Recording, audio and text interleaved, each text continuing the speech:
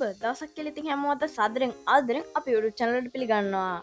අඟහරු ගවේෂණය කියලා කියන්නේ මිනිසාට ඊටමත් ආකර්ෂණීය අභ්‍යවකාශ පරීක්ෂණ ක්ෂේත්‍රයක් වෙනවා. පෘථිවියට ආසන්න ග්‍රහයන් අතර අඟහරු විශේෂ ස්ථානයක් ගන්නවා.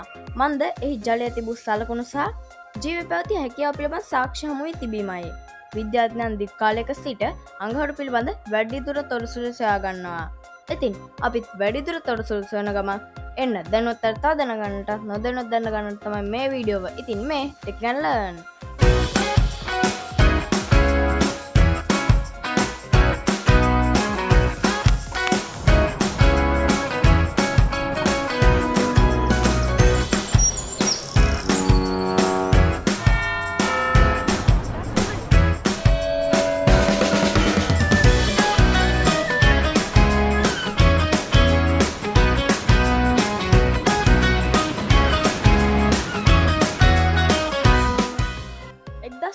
හැට දශකයේ සිට රොකට් සහ අභ්‍යවකාශ යාන භාවිතෙන් අඟහරු වෙත ගවේෂණ මෙහෙයුම් ආරම්භ වුණා.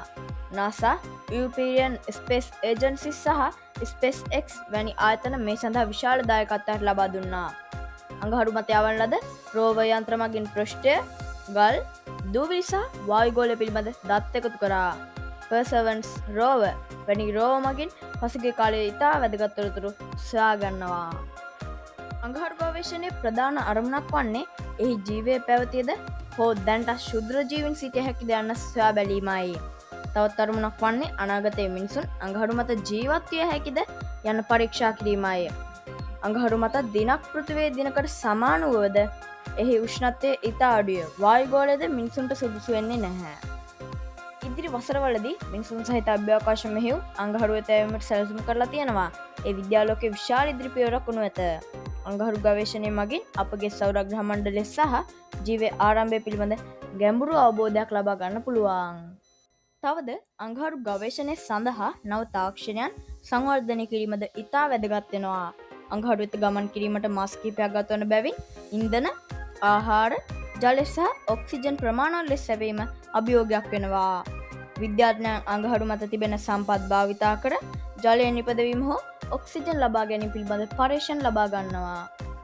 එමෙන්ම අඟහරු මත මිනිසුන්ට ආරක්ෂිත වාසස්ථාන ඉදිකිරීම පිළිබඳද සැලසුම් පවතිනවා.